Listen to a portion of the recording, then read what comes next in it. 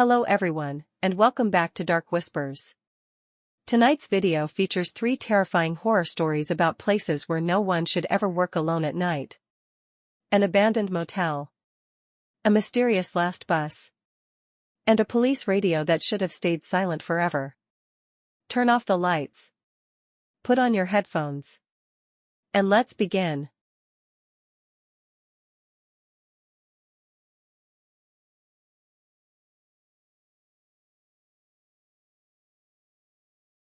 They told me the motel had been empty for years.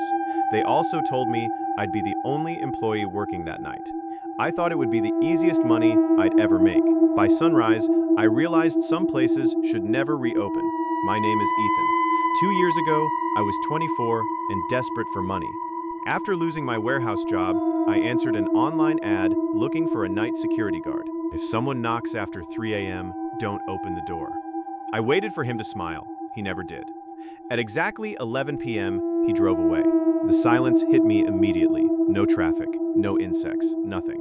The lobby smelled like mold and old wood. Every hallway seemed darker than it should have been. I turned on the security monitors. Most of the cameras worked, except one. Camera 7. It showed nothing but static. I assumed the cable was damaged. Then the static slowly formed the outline of a person, standing completely still, facing the camera. I blinked. The figure disappeared. I convinced myself it was interference. I wish that had been true. The clock reached 1:17 a.m. Someone knocked. 3 slow knocks. I looked outside, nobody. Then another 3 knocks, this time from the hallway behind me. I slowly turned around. The hallway was empty. At least, that's what I thought. The emergency lights flickered for a split second. When they came back on, one of the guest room doors was standing open. I was sure it had been closed before. Room 12. The owner had told me every room was locked. Every single one. I grabbed my flashlight and walked toward it. Each step echoed through the hallway. The silence felt wrong, like the building itself was listening. When I reached the doorway, I shined my flashlight inside. The room was empty.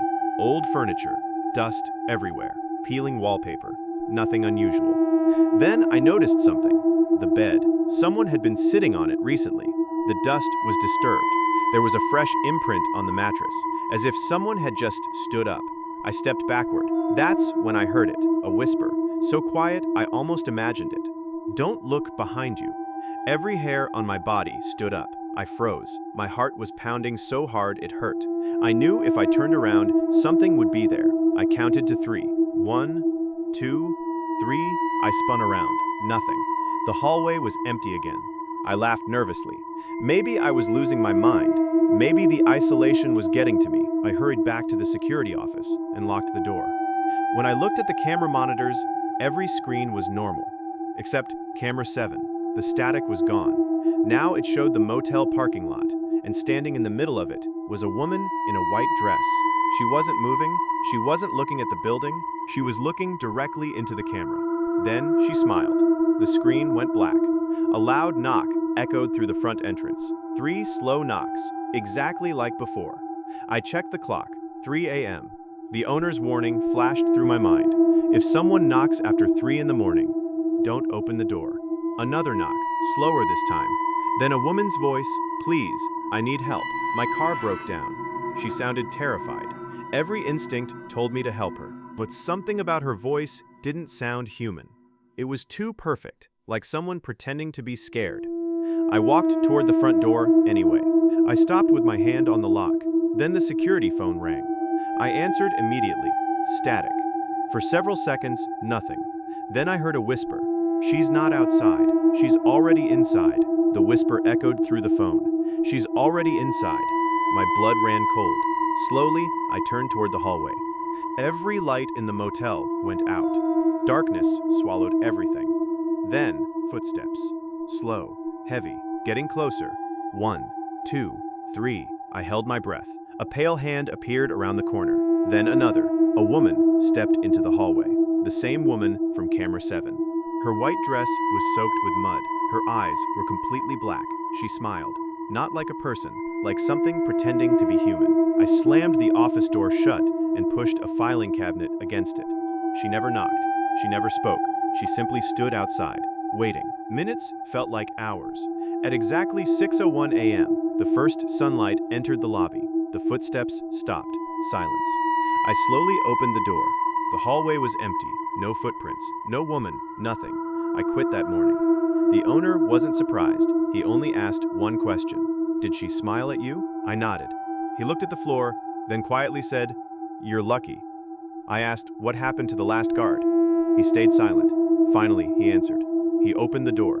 To this day, whenever I drive past that old highway, I never look toward the motel, because deep inside, I'm afraid she'll be waiting. If this story kept you awake, subscribe for more true horror stories every week. And remember, some doors should never be opened.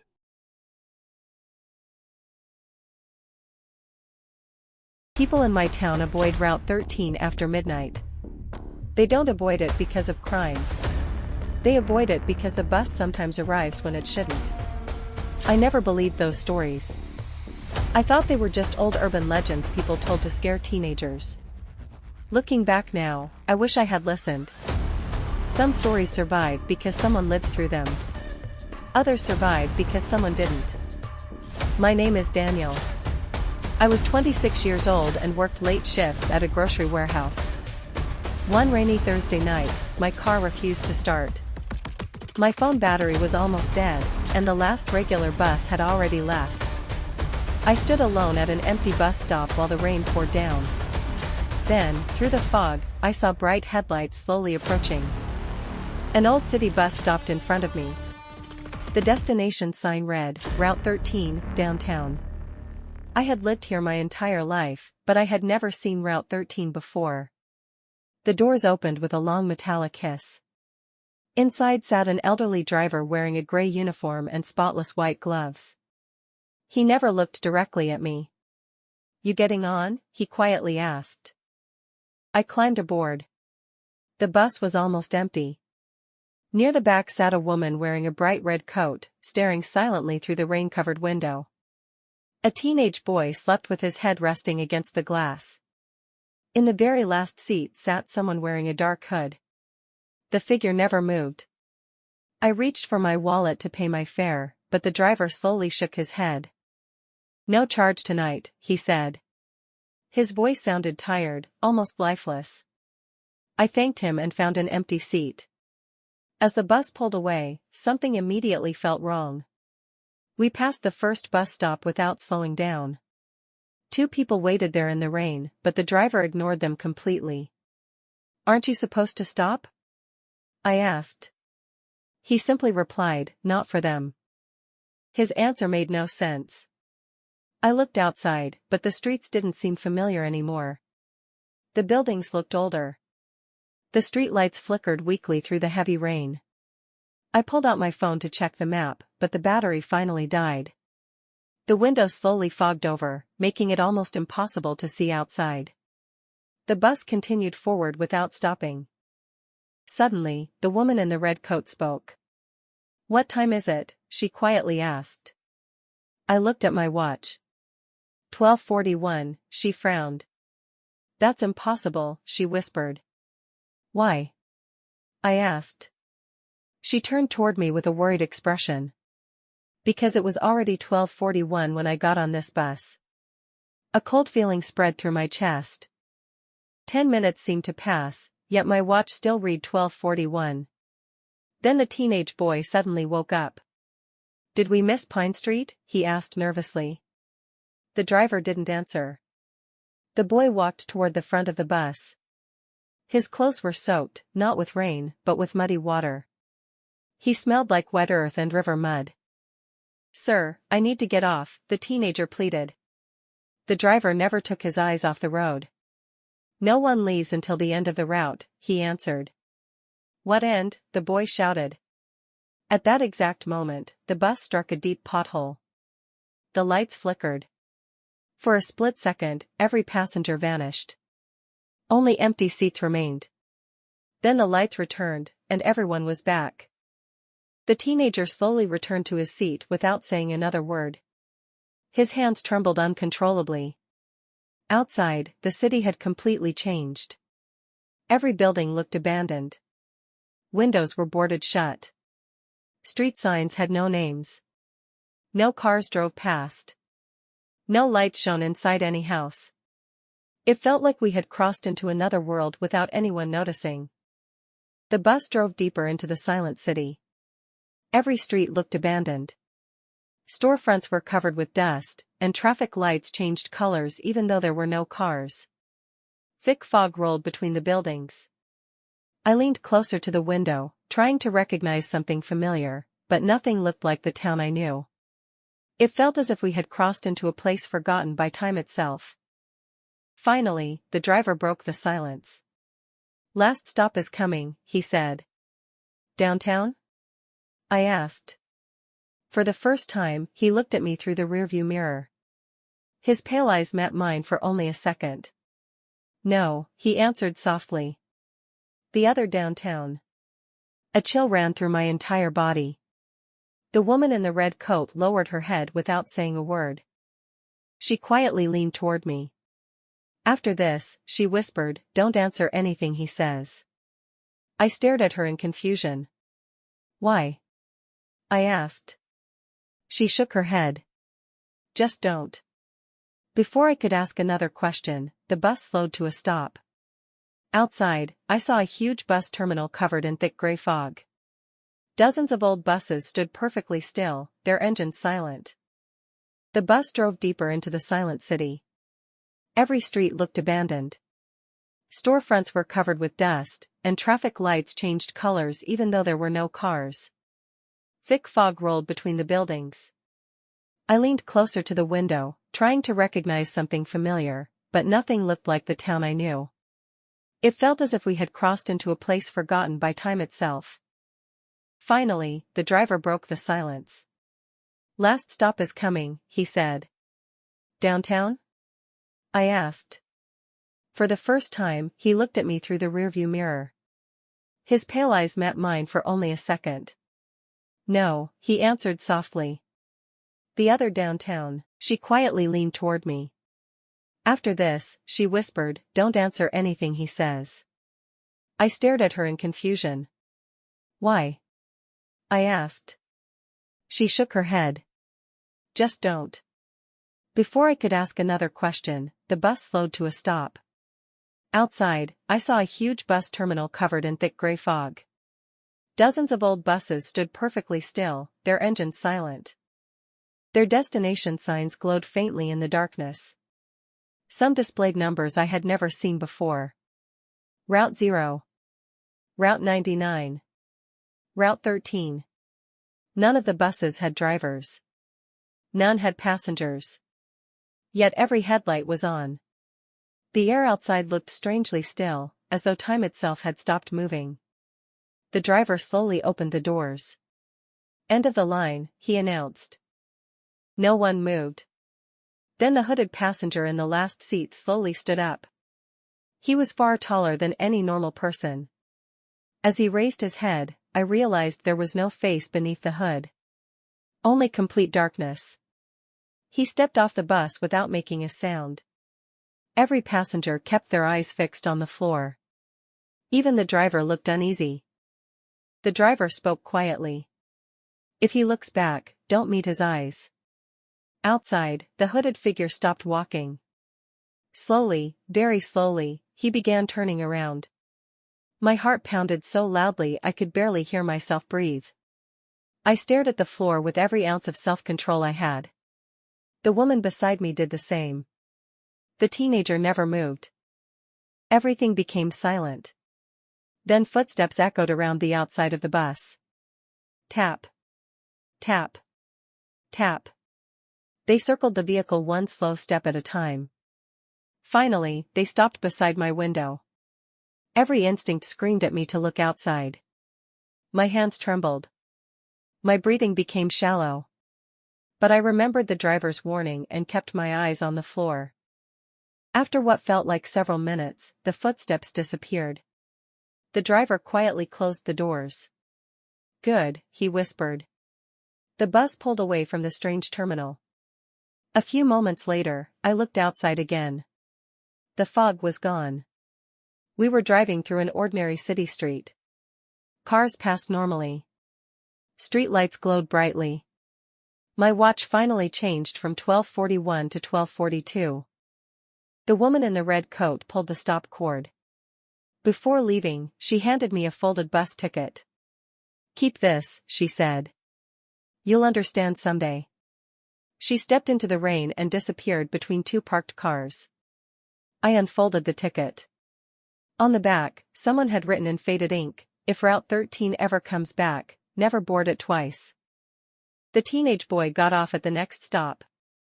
Before the doors closed, he turned toward me. "I drowned 3 years ago," he said quietly. Then he smiled with deep sadness and walked away into the darkness. I froze in my seat. Suddenly, I wasn't sure whether I had ever boarded an ordinary bus, or whether I had been riding with people who had already left this world.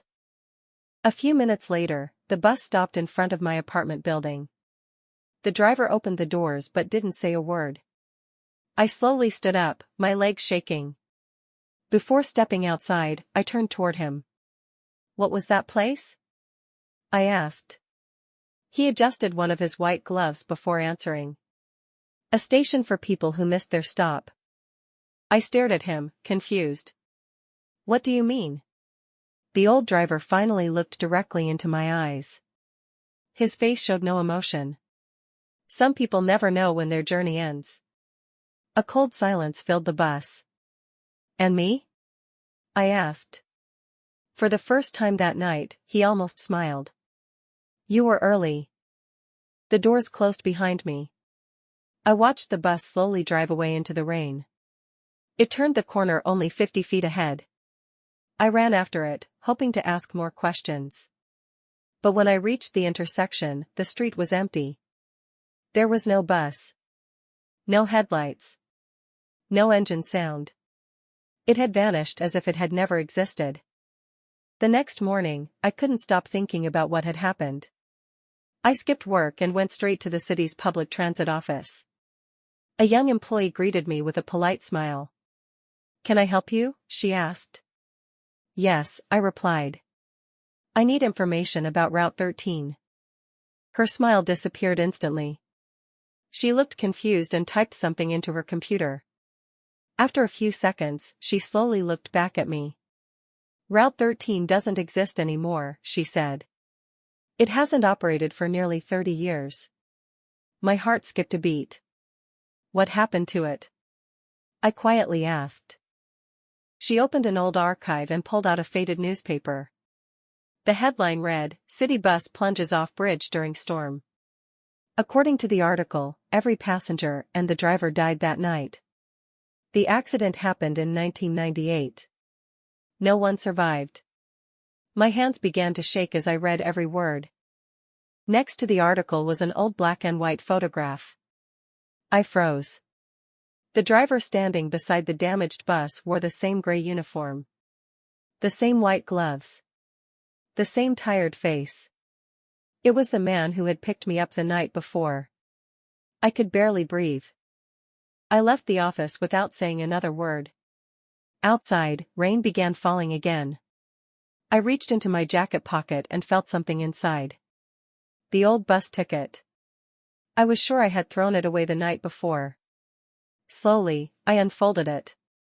The message on the back had changed. That happened 6 months ago. Since then, I never stay outside after midnight.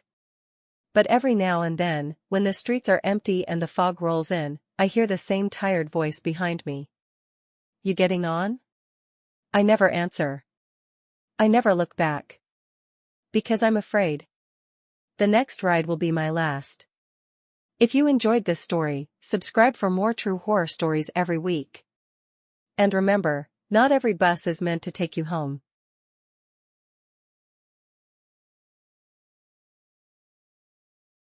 They say old police radios never truly go silent.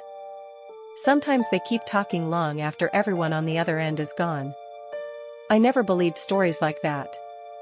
I thought old equipment was just broken. Static was only static.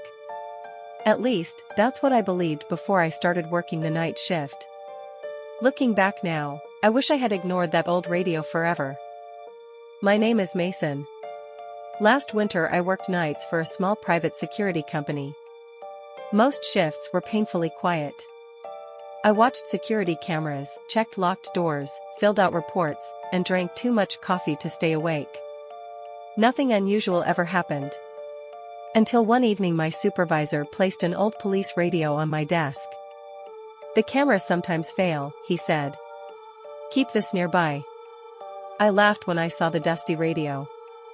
It looked like something from another century. "Does it even work?" I asked. He nodded slowly. "Only one channel still does." I turned the dial. The display stopped on channel 6. Before leaving, my supervisor looked at me seriously. "Whatever you hear, don't answer." For several nights nothing happened. The radio only produced soft static. Occasionally a burst of interference filled the room before disappearing again. I almost forgot it was there. Then, exactly at 2:13 one morning, the speaker suddenly crackled to life.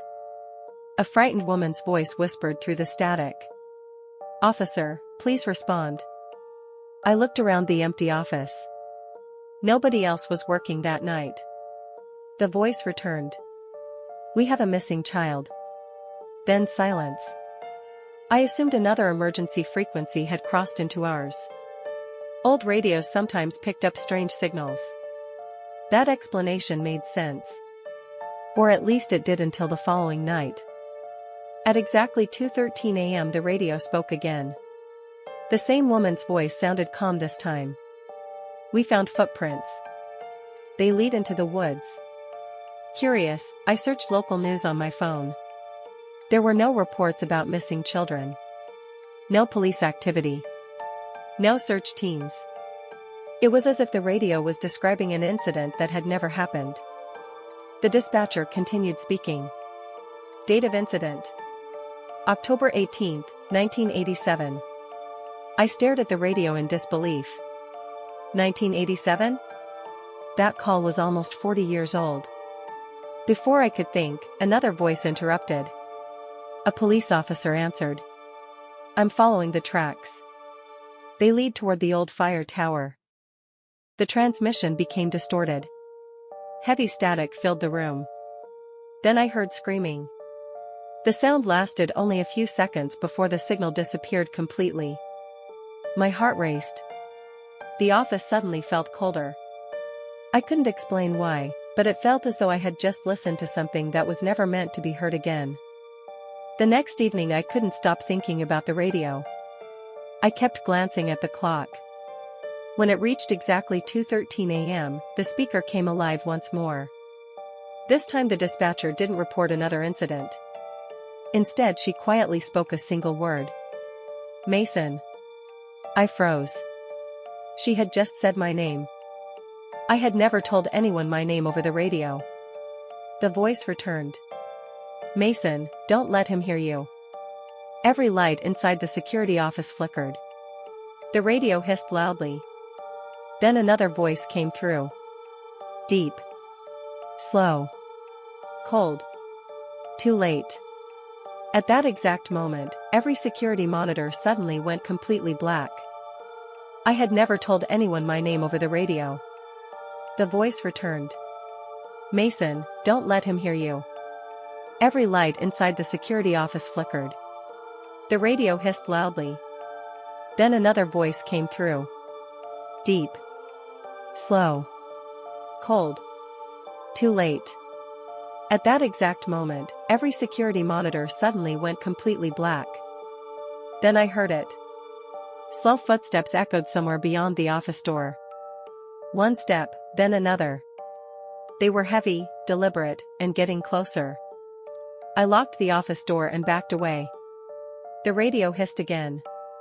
"Don't let him hear you breathe," the dispatcher whispered. My heart pounded so loudly I was sure whoever was outside could hear it. The footsteps stopped directly outside my door. For several seconds, there was only silence. Then came 3 slow knocks. Each knock sounded heavier than the last. The doorknob slowly began to turn. Someone was trying to open the door. I tightened my grip on the flashlight and stepped backward without making a sound. Mason. The woman's voice trembled through the radio. Whatever happens, don't answer the door. Another knock echoed through the office. Then another. The entire room seemed to shake. I could hear slow breathing on the other side of the door. It wasn't human. It sounded deep, dry, and impossibly close. Suddenly every voice on Channel 6 began talking at once. Dispatchers. Police officers. Children crying. Men screaming. Dozens, maybe hundreds of voices filled the room. They all repeated the same terrifying sentence. He's looking for someone alive. The sound became almost unbearable. I covered my ears, but the voices only grew louder. Without warning, everything stopped. Complete silence. Even the radio went quiet. Then a loud metallic sound echoed through the hallway. It reminded me of old elevator doors slowly opening. The dispatcher finally spoke again. Her voice was calm this time. Subject has left your floor. I didn't move. A few seconds later, the light suddenly returned. Every monitor switched back on as if nothing had happened. The hallway outside appeared completely empty. No broken lock. No footprints. No sign that anyone had ever been there. Only the old police radio remained on my desk, quietly humming with static. The next morning I found my supervisor in his office. Before I could speak, he asked a strange question. Did Channel 6 talk to you? I slowly nodded. The color drained from his face. Without another word, he unlocked an old filing cabinet and removed a yellowed newspaper from inside. The newspaper was dated October 1987. Across the front page was a headline that made my stomach tighten. Security guard missing during night shift. Beneath the article was a black and white photograph of a smiling young guard standing outside the same building where I worked. His name was Mason Carter. My hands began to shake. I looked at my supervisor. What happened to him? He stared at the photograph for several seconds before quietly answering. Nobody knows. He closed the newspaper and looked directly into my eyes. He disappeared during his shift. Then he whispered something I will never forget. Just like the voices said. I couldn't stop thinking about the newspaper. The smiling young guard in the photograph looked almost my age. His name was Mason Carter. He had vanished during a night shift in the very same building where I now worked. I asked my supervisor if they had ever found him. He slowly shook his head. Not a trace, he replied. The investigation ended years ago. The case was never solved. There was one strange detail, my supervisor continued. Everyone who worked that night reported hearing voices over an old police radio. I stared at him without speaking. The officers searched the entire building, he said. Every room. Every hallway. Every locked door. They found nothing. But Mason was simply gone. I looked toward the old radio sitting on my desk. It remained completely silent. I reached out and switched it off. Then I pulled the battery from the back. That should be the end of it, I whispered to myself. My supervisor didn't answer. Instead, he quietly looked out the office window, as though he expected something to happen. That evening, I resigned from my job. I packed my belongings and left the building without looking back. Before driving home, I stopped beside a river. I held the old police radio in my hands for several seconds. Then I threw it into the dark water. It disappeared beneath the surface without making much of a splash. I felt relieved for the first time in days. Weeks passed. I found a new job in another town. Different building. Different company. Different people. I told myself everything was finally over. The nightmare slowly faded. I almost convinced myself the radio had only been a strange coincidence. Then one rainy Monday morning, everything changed again. I opened my locker before starting work. Sitting neatly on the top shelf was the same old police radio. Dirty. Scratched. Water stains still covered the metal casing. I froze. Nobody else could have placed it there. I had never told anyone about the river. My hand started trembling as I slowly reached toward it. Before I could touch it, the speaker crackled to life. Static filled the room. Then I heard the familiar dispatcher's voice. Calm. Cold. Unmistakable. Mason. She whispered. My blood turned to ice. Channel 6 never closes. The radio fell silent again. Every hair on my arm stood up. Suddenly the lights above me flickered.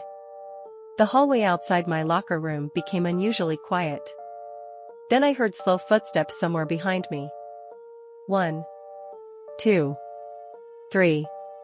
They stopped just outside the door. I didn't dare turn around. My breathing became shallow as I remembered every warning I had ever been given. A deep voice spoke from somewhere in the darkness. You answered once. It whispered. Now it's your turn to listen. I closed my eyes and remained completely still. After several long seconds, the footsteps slowly faded away. When I finally looked behind me, the hallway was empty. Only silence remained. I still work the night shift. Every night, before midnight, I check my locker. Sometimes the radio is there. Sometimes it isn't. But every single night, at exactly 2:13 a.m., I hear static somewhere in the building. I never answer. I never follow the voices. Because some channels were never meant for the living. If you enjoyed this story, subscribe for more true horror stories every week. And remember, if Channel 6 ever calls your name, don't answer.